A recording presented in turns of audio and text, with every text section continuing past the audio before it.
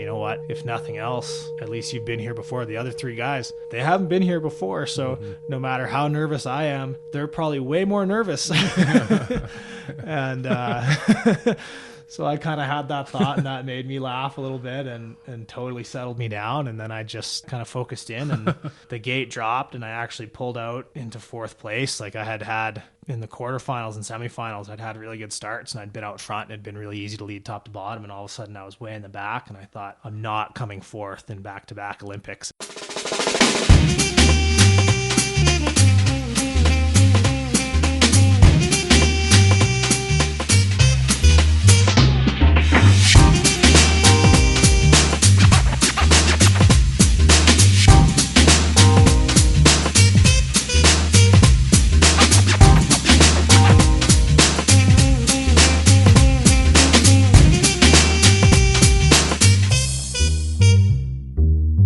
Hello everyone, welcome to episode number 9 of the Rose Bros podcast. I'm your host, Trevor Rose. Centered around a cup of Rose Bros coffee, my goal is to share the stories and life lessons of other entrepreneurs, athletes, and interesting people in general. This time we are joined by Brady Leman, Olympic gold medalist and member of the Canadian national ski cross team. Brady was born and raised in Calgary, Alberta, and grew up ski racing, but later switched to the sport of ski cross after he spotted an opportunity in an emerging sport. This bet has paid off for Brady, as he has become one of the leading ski cross athletes in the world and one of Canada's best skiers in general. A brief list of Brady's ski cross accomplishments are as follows. He has won a gold medal in the 2018 Olympic Games in Pyongyang, a silver medal at the 2019 World Championships in Utah, another gold medal at the 2016 X Games in Aspen, and another bronze medal at the 2010 X Games in Aspen as well. Among other things in this episode, we talked about the experience of winning an Olympic gold medal, the process of training for competition, and the reality of doping in sport, especially from countries like Russia. You'll definitely want to hit the slopes after you listen to Brady's story, so I hope you enjoy the episode. Brady, welcome to the show. Thank you for sitting down. Yeah, thanks for having me. Back Canada for a couple weeks, you were just saying? Yeah, a little 10-day break at home between events. It's tricky these days on the World Cup. We have kind of a weekend and a bit in between races, and what do? Do you stay over in Europe and try to find some skiing, or do you come home and take a little rest? So especially towards the end of the season, body's getting a little sore and tired. It's always nice to get some home time and kind of refresh physically and mentally, and then go back over and be ready to roll come the next World Cup race. You were a ski racer originally. I remember you racing growing up. You were a little older than me. You were just saying you were 86? Yeah, born in 86. Yeah, I grew up racing alpine. Free skied a ton outside of the race training and stuff like that, but definitely started out as an alpine racer and raced all the way up to the national team level with that. How did you get into ski racing? What was the motivation behind that? Just my parents. My parents were in the ski industry when I was a kid, so I kind of grew up at the ski hill. My mom worked out at Wintergreen, which is now closed, but just outside Calgary, and then later on she worked at Olympic Park right here in Calgary, and my dad was a ski coach, so I was at the hill every weekend, and I kind of just got put into ski racing as a form of babysitting. Yeah. Definitely just grew up on the ski hill and was always racing for as long as I can remember. And then as I got older, just kind of kept moving up the ranks and kept kind of clawing my way up until it became a full-time gig. You're from Calgary originally? Yeah, from Calgary. Wintergreen Ski Club? I started out, my very first ski club was Banff Alpine Racers, and then I was with Mount Norquay, Calgary Alpine for most of my alpine career. So you're currently sponsored by a couple different sponsors now. If you want to give a quick shout out to the sponsors. Lucky to be sponsored by Lake Louise, is a big supporter of mine. A company here in Calgary called Guest Tech, and another company called Prairie Sky. You have lots of kind of local support. Yes, you don't have to pay for lift tickets at Lake Louise anymore. No, I'm lucky. Yeah, no, haven't had to buy a lift ticket in a little while. The Prairie Sky guys, I coached a couple of their kids across paths with Cam and whatnot. So big supporters of the skiing in general. Yeah, it's cool. They support a few athletes. They want to see guys succeed, and especially they're Calgary and Alberta based company. So they're excited to try to get people, just give them a little bit extra support to live the dream. Grew up racing. How long did you race for? I raced until I switched to ski cross in 2008. 2008, in the summer of 2008. So I raced into my 20s. I was on the development team for a season. Was skiing pretty fast, but just kind of was a little bit burnt out at the end of the season. That last season of Alpine, I didn't see eye to eye with my coach, and there was a whole bunch of us that were on the development team, and it was pretty cutthroat at the time. Like there was 8 of us, and we were all constantly pitted against one another. And my ranks, like world rank wise, I was starting to ski pretty good. I was ranked inside the top 50 in super combined and top 100 in super G and pretty close to top 100 in downhill, and was starting to get my slalom coming down too. So everything seemed to be going in the right direction, but I was a couple years older than a couple of the other guys on the team, so they were a little bit hesitant, and there was kind of some rumblings of what was going to go on with me next year with the Alpine team. And Ski Cross was super keen to get me to try out, because I had done some ski crosses when I was on the Alberta ski team. When kind of the different pro tours would roll through town, I would go do them, and I had done pretty well. And I used to also do all kinds of freestyle contests. Like every time there was a slope style or a big air, I would go in those, and I was known for hucking big flips off anything I could find. So kind of got out there that I was pretty comfortable in the air and comfortable on jumps. And so the ski cross team had really been hounding me to come try out. I went to a race out in Quebec, a pro race, and had a really good time. And some of the ski cross guys were there, and they invited me to some camps that summer. So I went to some of the camps, had a great time with the guys on the team. The Alpine team started hearing that I was going to ski cross, and they started kind of freaking out, and they were trying to get me back onto the Alpine team, but I was a little bit pissed off with how things had gone that spring. And even though I was skiing fast and I was one of the faster guys out of that group, I didn't feel like I was being treated very well with the program. So, and a big thing, obviously the Vancouver Olympics were looming then, and I really wanted to go to the Olympics, and I thought kind of naively that I would have a better shot in ski cross than I would in, as a lot of people, especially back then, people looked at ski cross as kind of a second sport. Everyone thought, oh, if you're a good downhiller, you should be able to do ski cross no problem. And I was guilty of that for sure. But I decided to switch over. I had a great summer camp with those guys and decided to switch, and it was a blast the first couple races, and I definitely got my ass kicked a bit for a while until I really figured things out. But as soon as I went to those camps and I started racing and really getting into it, it felt like that's where I was supposed to be in ski racing. So you jumped into skier cross. It was pretty new in 2008, or had it been around for a while? Yeah, well, it had been around in 2008. It had been around for 10 or 15 years as a sport at that point in time, but it definitely was new in terms of an Olympic sport and new in terms of having a Canadian team. Up until that point, if you were doing it full time, you were on a pro team that was supported by one of the ski brands, and it was really mixed between doing World Cups and doing pro events. And the pro events and the ski tours were a lot bigger then. They did a really good job of putting on these big festivals, and they had ski cross as a part of it, and it was so gnarly watching the tapes of that stuff. Like, they had just massive jumps and gaps, and the level was all over the place, so guys were getting hurt left and right. Like the Red Bull crushed ice sort of thing. Yeah, a little bit, yeah. But yeah, it was pretty crazy. So Canada was one of the first to start up a national team with a lot of the funding that increased on the lead up to Vancouver. So it was cool because beforehand, I mean, I loved being in the park almost more than being a racer.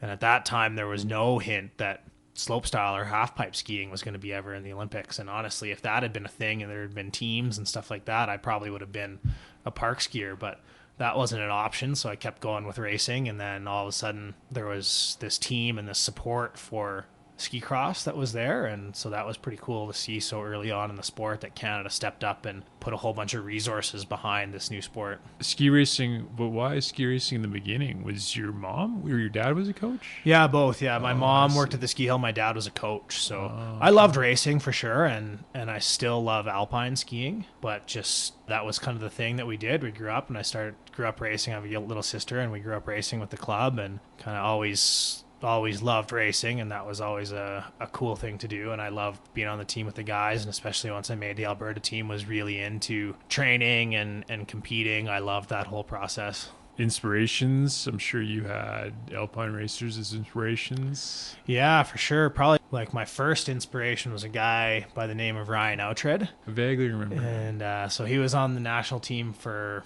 a good few years, and he raced World Cup. He was kind of a super GGS guy.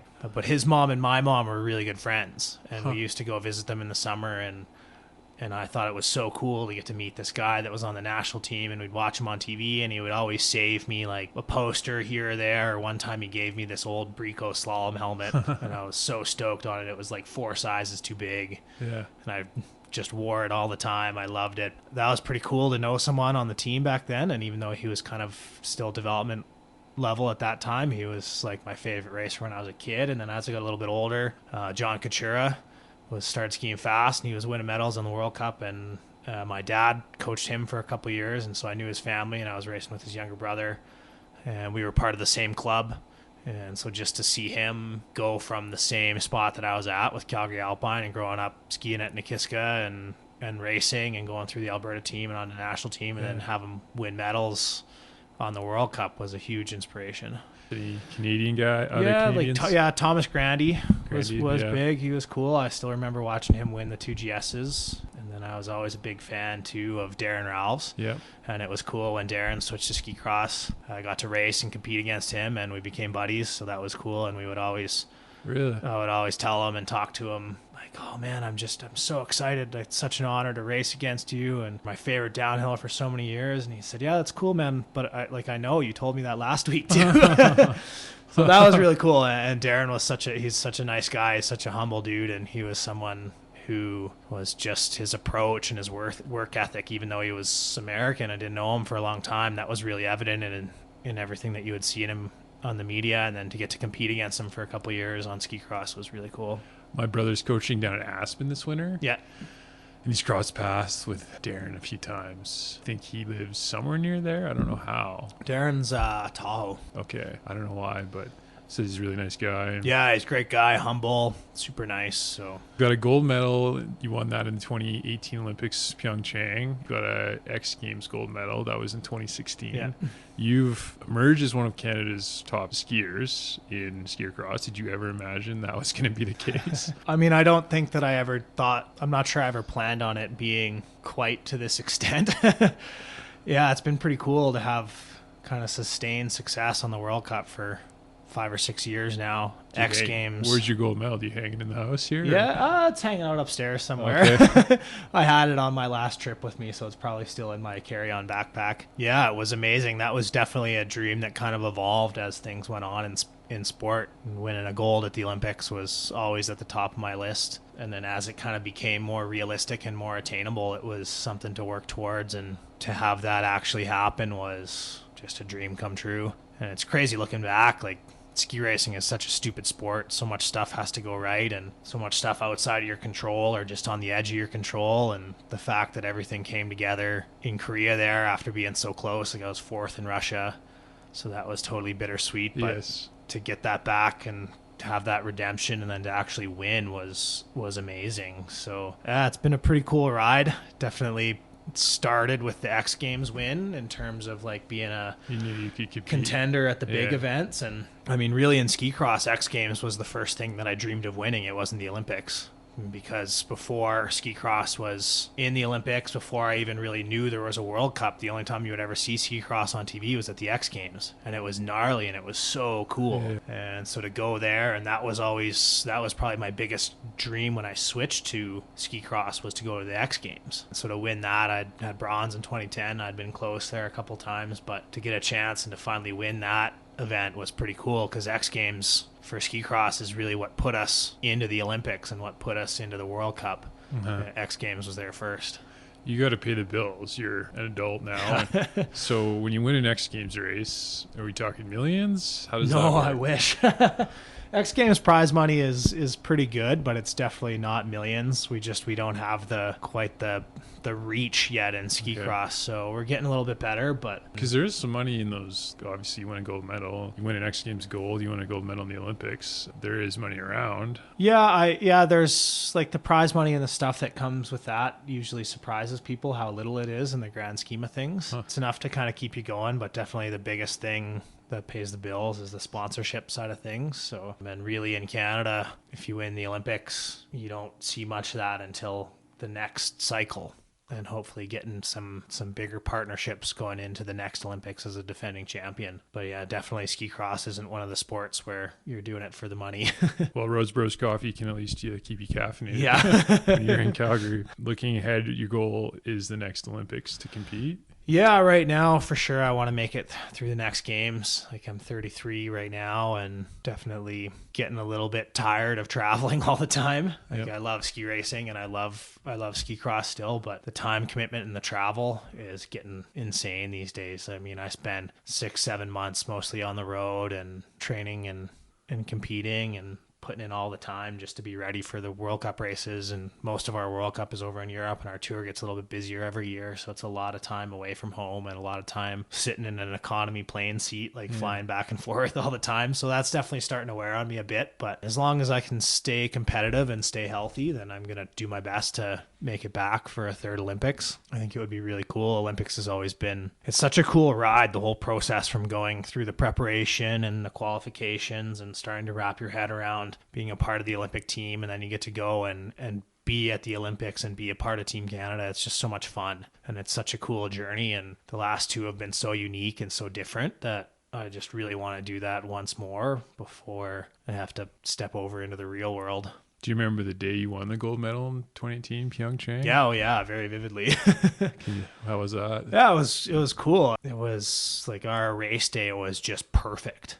Like weather-wise, it was maybe just a little bit below zero and sunny, like just perfect snow, perfect conditions. All week we'd been dealing honestly with the snow being too good. Ahead of our race in Korea, it was super, super cold, and cold snow is quite slow. And so, but it really started warming up leading up into our race. And the biggest problem they had with our track is that we were going too fast. So when you're going too fast with big jumps like that, you're going way too far and missing the landings, and that's super dangerous. So people were getting hurt. I had a huge crash in training, was pretty banged up, and was kind of just feeling like I was getting back to 100% come race day. What's a huge crash mean? 50 feet in the air, sprawled out on the snow? Yeah, they had kind of this off camber turn with a big jump before it, and I went long on the jump, and then I went just a little bit too direct into the turn and kind of launched off, landed, went through a panel, a couple somersaults, both skis off, like full yard sail. So it was a pretty heavy crash, hurt my knee and my ankle a bit, was kind of all taped up, but yeah. And then race day qualification, my pole sunk in out of the start gate and like kind of twisted me around, so I didn't qualify as fast as I wanted. Lost my pole in that quali run, so I did the whole qualification or seeding run with one pole, but definitely kind of having all this stuff go wrong seemed like it got it out of the way.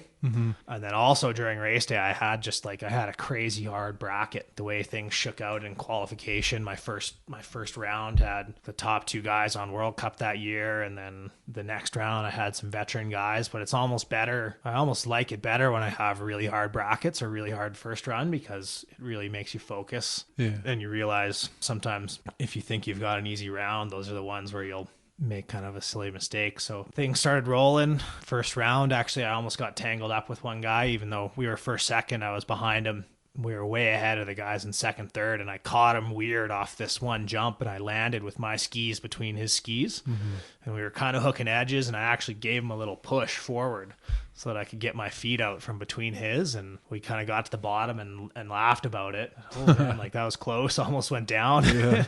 That would have been really bad if we had gone down, because we had a huge lead on the other guys. And then after that I kind of settled in, and next thing I knew, I was in the final. Yeah. And that was pretty crazy. I was riding up on the ski-doo for the finals and just trying to remind myself to have fun and stay in the moment. And I was pretty nervous at the top. And I remember sitting up at the top and kind of looking around and looking at the other guys that I was in the final with and thinking that, yeah, okay, 4 years ago you made the final, and if nothing else, you've made back-to-back Olympic finals. That's pretty cool. And then I kind of realized that been here before. I've been in the Olympic finals before. In Sochi, I was a little too focused on the medals at the bottom, and I was in Sochi, I was in with 3 other French guys, and that distracted me a bit. But so in Korea, I was standing there at the top, and I thought, you know what, if nothing else, at least you've been here before. The other 3 guys, they haven't been here before, so no matter how nervous I am, they're probably way more nervous.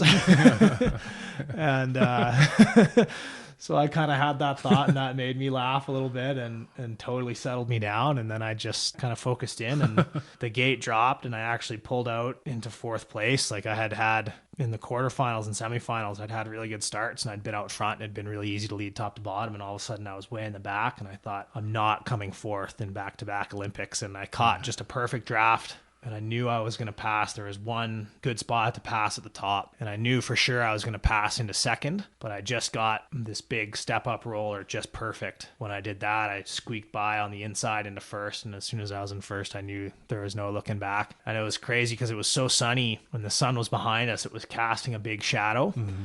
And we'd had third and fourth place crashed, and I had no idea. You never look back in ski cross. And all I could see was the guy's shadow that was in second, like right beside me. And so I remember just going full gas because I could see his shadow, but it was a little bit later in the day, so the shadow was really long. So he wasn't actually that close. Right. Like he was never at a danger of passing me. Okay. He was kind of just behind, but it felt like he was right there. So I was skiing super, super aggressive, and I didn't take my foot off the gas till the bottom, and then just couldn't believe it.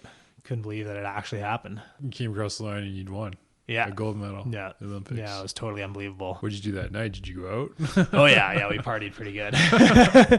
Yeah, that night I went out, and that's pretty crazy. Like after, it takes forever to get out of the finish there. And we raced. It was like 2-3 o'clock in the afternoon. By the time I was done, I was so nervous in the morning. All I'd had was like a bowl of Cheerios. So I was starving. And you got to go do media. It took forever to get through the media scrum because being fourth last year, or at the last Olympics, it was a pretty good story. So lots and lots of interviews, lots of questions about that. Then you got to go do a press conference, and then like straight to doping control.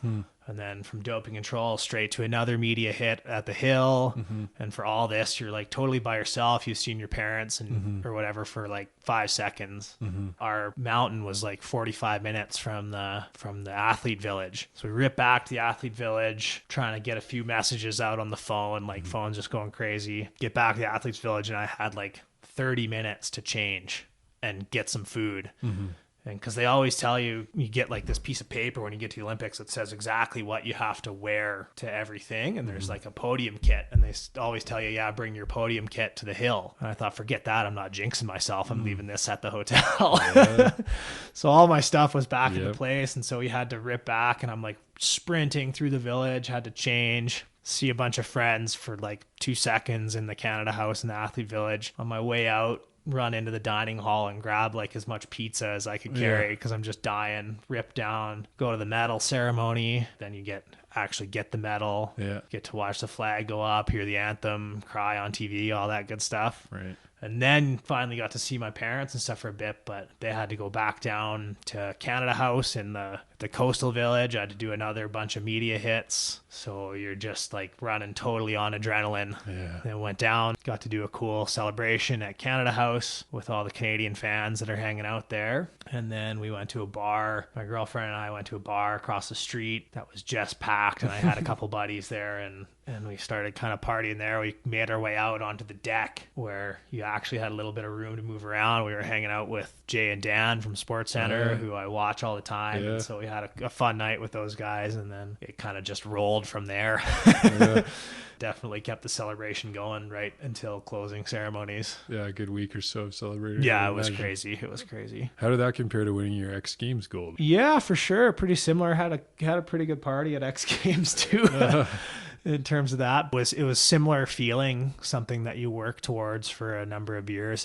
Olympics is definitely like a totally different level than X Games. I mean, that's something that's really forever. Just the number of people that reach out after the Olympics, you realize how much of a reach it really has, and that was pretty crazy. You've had some really big successes. How about tough times? You've had some times you're thinking about quitting or injuries. Definitely struggled with injuries when I first switched to ski cross. First season. How do you deal with those times? You kind of you got to weigh the risks against the rewards and the passion for it. So I broke my leg a couple times, and the worst one emotionally anyway was the day before the Vancouver Olympics. Yeah, I remember that. So I crashed in training 24 hours out from the games, broke my leg, bent the metal rod that they'd put in there the year before to stabilize it. So that was just totally brutal, and kind of knew at that point that if I had another injury to my leg, it was at risk of kind of doing permanent damage. Looking at another kind of like 6-8 months of rehab and not doing much, you kind of weigh that negativity against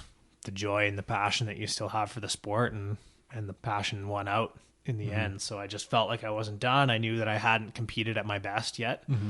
And I knew that if I could get healthy and if I could compete at my best, I really felt like I had the skill set to be one of the best in the world. So that was definitely a kind of a turning point, getting over that injury and coming back. Since then, I've been pretty lucky, touch wood, but yeah, for sure. Yeah, since then it's been okay. A few little things here and there, like some shoulder stuff. I crashed one year in 2016, 2017, second last event of the season, get taken out first event. And at that point in time, I was in a battle for the overall title, which is something I'm still searching for. So definitely lost out on an opportunity and an overall there due to an injury, which was a bummer. But just kind of knowing all along that all the pieces are there, and you just have to figure out a way to put it together race to race is something that makes it pretty easy to keep going. Do you have any books or people you lean on in tough times? Any philosophies? I mean, nothing too crazy for sure. I read lots of different books, lots of kind of the sport-based book and mindset books and all that kind of stuff. But I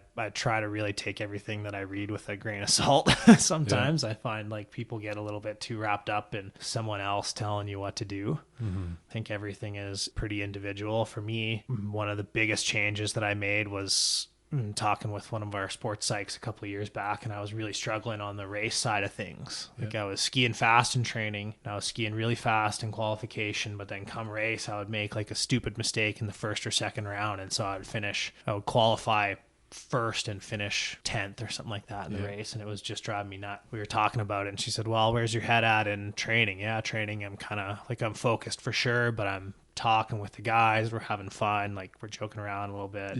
Okay, well, where's your head at in qualification? Said, yeah, in quali I'm just a little bit more focused, but still like pretty relaxed, not too stressed, because I know I'm going to qualify, I know I'm skiing fast. She goes, well, then what are you thinking about in the race? And then race day, like I just know you have to bring it on race day, really try to amp up, find that extra difference maker on race day. And she says, well, why are you trying to do something more on race day when you're a little bit more relaxed? You're already there. You don't need that extra something on race day. You don't need that extra 10%. So I was definitely kind of trying too hard. So I really took that to heart and tried to bring that into my race day approach, and remember that skiing's supposed to be fun, and try to balance some intensity, because definitely when I'm skiing fastest is when I'm skiing really aggressive and have a good amount of intensity, but definitely knowing that I don't need to try to do something extra or search for that little extra whatever that people always talk about on game day or on race day, that all the pieces are there, and I just need to ski and do me, and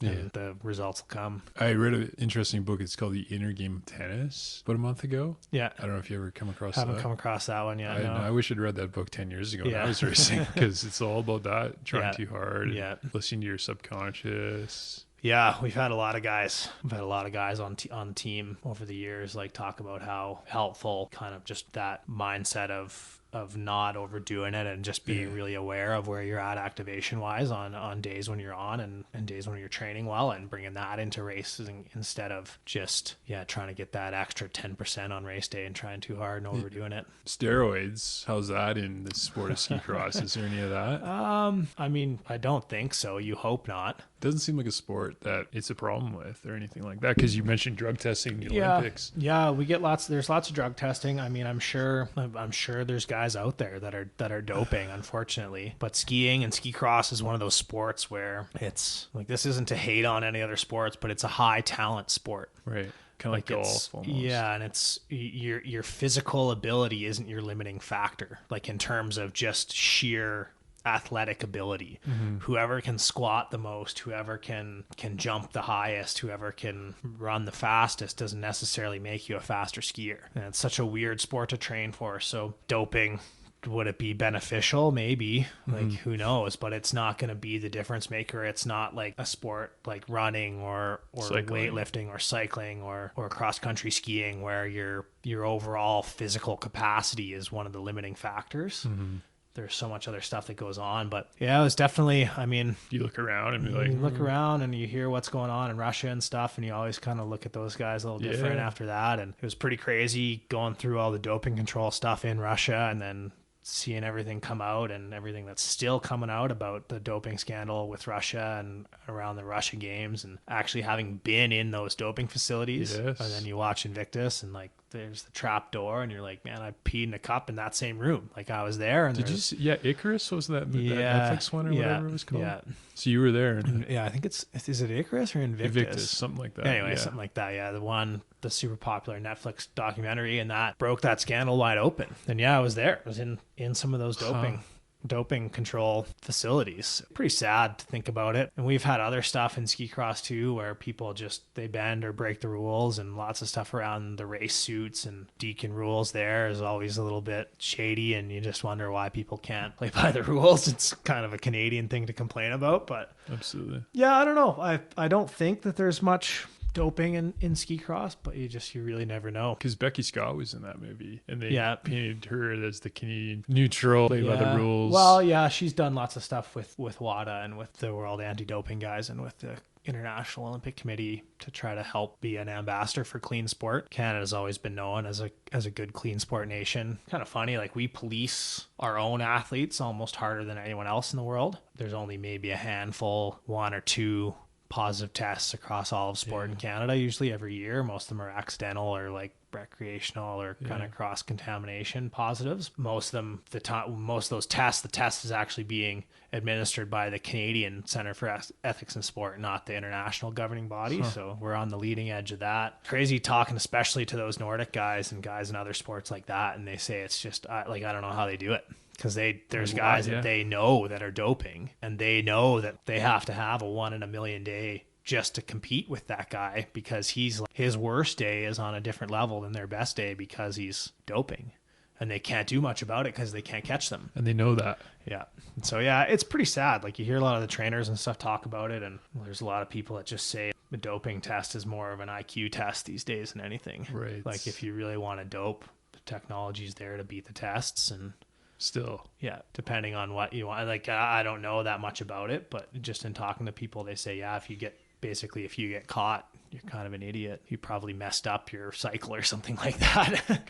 So I'm pretty thankful that I'm in a sport like ski cross, where, I mean, if guys are doping, whatever, I know I'm clean and I can still beat them most days. So absolutely. It's almost like in Canada, unwritten code where nobody dopes almost. I'm sure there are a few, but it's almost cultural. Yeah, I think so. Yeah, for sure. I think it would be a lot tougher if that was the road you wanted to go down. In Russia. It'd be a lot easier in Russia. Like Canada, your biggest risk is going to like Popeyes and buying a supplement that has something tainted or something that's not on the label in it.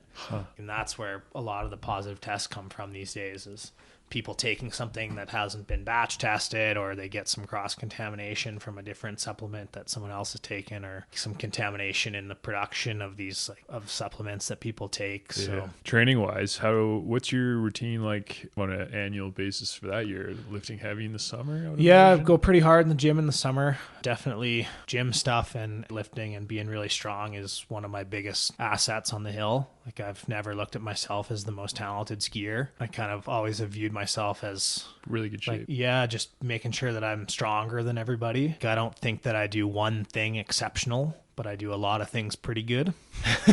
So like the whole package gives me my edge, but for sure I lean really heavily on my physical conditioning, and I train super, super hard. And that's something that I have to do, or else I'm going to be hopeless on the hill. So kind of as a yearly cycle, I'll take some time off in the spring and just chill out a bit and relax and try to get back into real life. And then come late spring, early summer, start getting back in the gym pretty heavy. And throughout the summer months, I don't ski much anymore. In the off season, definitely just focus on the physical side of things, getting the body ready. No summer camp? No, not really. No. Really? Yeah. A couple days here and there, but I mean, like I've been on the Canadian team for 10 years now. Like I'm not going to change much in my skiing.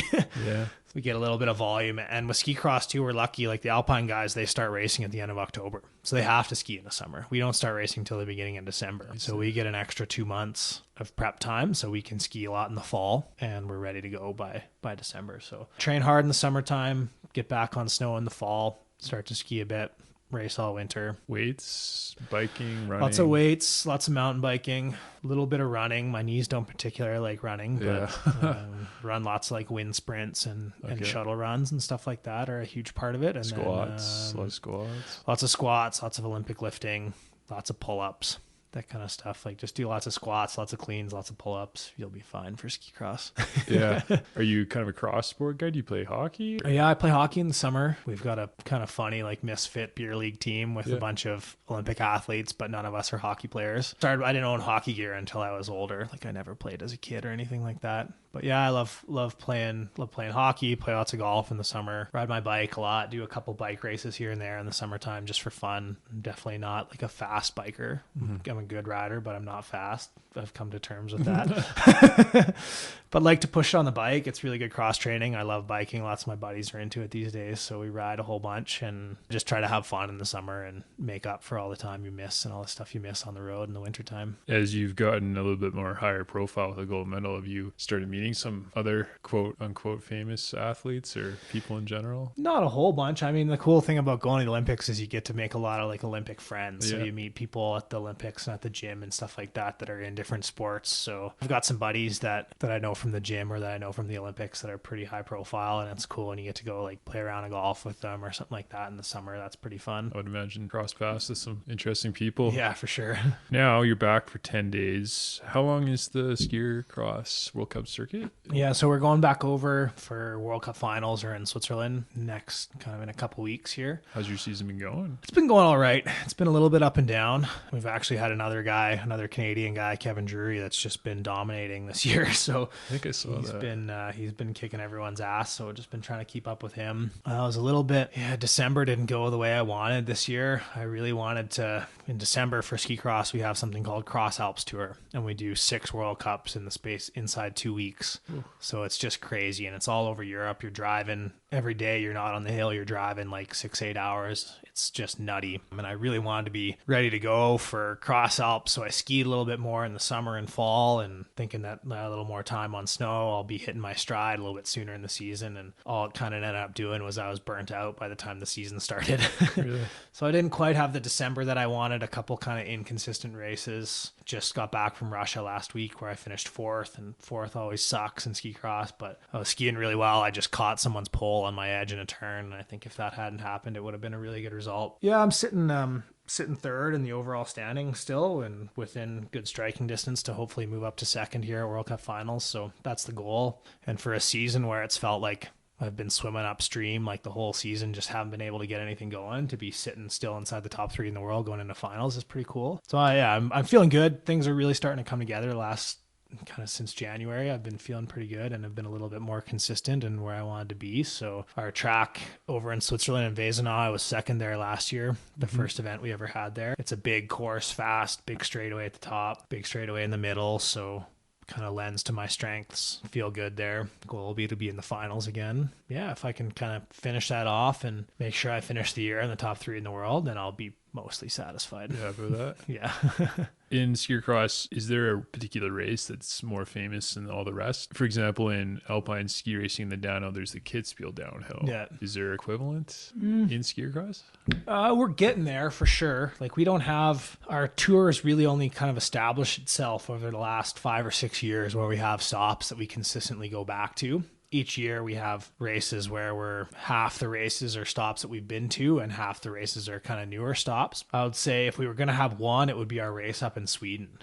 So we have this track. It's at a place called Idre up in Sweden, and it has this huge straightaway at the bottom. Like the course itself is about 1:15, and the bottom straightaway is probably about 40 seconds. Of just like dead straight. Like dummy downhill almost. Yeah, and it's got 2 or 3 just massive jumps in it. It's the biggest jumps we hit all year. Like how big is that? The deck, so from the lip of the jump to the knuckle is usually a good 50-60 meters. So it's pretty big. The average speed down there is about 100k an hour, 4 people wide, and it's 3 or 4 big tabletops and then just a whole bunch of rollers in rhythm. And so there's always a ton of drafting, tons of lead changes down there. It's a really cool race, and just because of the size of the jumps and it's totally different the way that one is. Like the drag race aspect kind of gives it its own feel.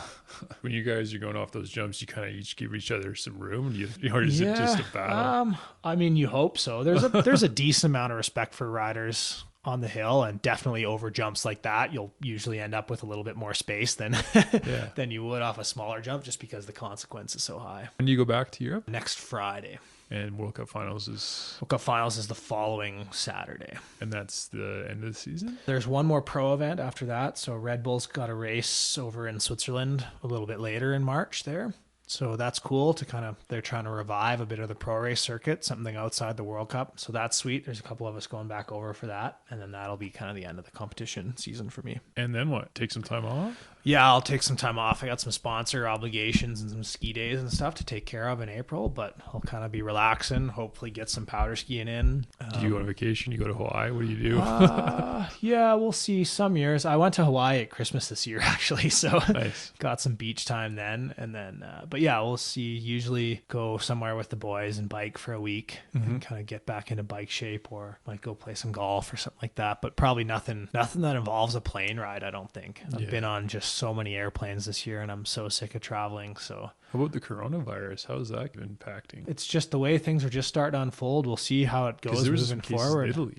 Yeah, Italy's having a tough time right now. So, I mean, You don't think like, about luckily for us, you're a young, healthy person. So even if you get sick, you're not going to die or anything from it. But it is pretty scary to see how quickly it's spreading. Travel wise, it's not ideal for someone that travels all over the place. Yeah. But I mean, all you can do is you can't really worry about it too much. I don't think. You got to just try to do what you can. Wash your hands, disinfect your plane seat. Don't touch your face too much. So you'll finish up the season. You're 33 now. Your goal is to compete in the next Olympics. Have you thought about what you do after ski cross? Do you even think about that, or is it all? Yeah, I think about it all the time, but I have no idea what I'm going to do.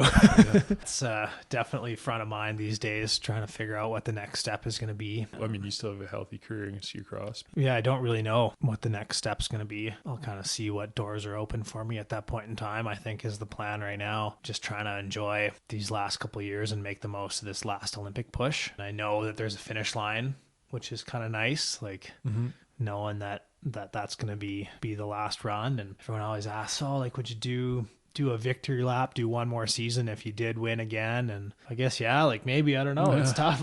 It's tough. It's pretty cool when you can go and It's a pretty sweet job. you're still competitive and you still have what it takes to be one of the best in the world. So as long as that keeps going, I'll kind of just keep riding it out. And then luckily I'll kind of have a little bit of time to really figure out what I want to do next. It'll be tough to move too far away from the ski industry, I think, though, just because it's been such a driving force in my life for my whole life, and it's been my job for the last 10 years. So yeah, we'll see what's going on out there. I definitely don't think I'll be coaching or anything like that. It would be cool to get involved with the Olympic Committee or Alpine Canada or something like that here at home, and see if I could kind of really leave a lasting legacy on the sport. Can you believe you're 33? No, I still feel like I'm 20. I can't believe I'm 30. I turned 30 in December, and I can't believe it. Yeah, I refer to myself all the time as just a man-child, like fully functioning man-child. Don't really feel like a growing up, but I guess I am now. I really appreciate Brady taking the time to sit down in between stops in the World Cup circuit. If you were to leave a young racer with any advice, what would you tell them? Yeah, just don't forget that ski racing is supposed to be fun. That's why everyone started, and that's what we all remember about racing when we were kids, was just how much fun it was to race and hang out with your buddies. So when you're grinding away and U14, U16, and you've straddled 6 slaloms in a row and you're worried that you're not going to make national champs, don't worry about it. There's always another race. There's always another opportunity, and make sure that you're still having fun with it and the results will come. We'll leave it at that. I think it's a good place to leave it. Thanks for sitting down. Right on. Thanks a lot. Hey everyone, thanks for listening. Hope you enjoyed the show. If you liked what you heard, head over to rosebros.ca where we will have upcoming episodes. You can also find our coffee and chocolate there, where we plant one tree for every bag or bar sold through our partnership with One Tree Planted, a non-for-profit organization focused on global reforestation. Otherwise, until next time, happy coffee drinking.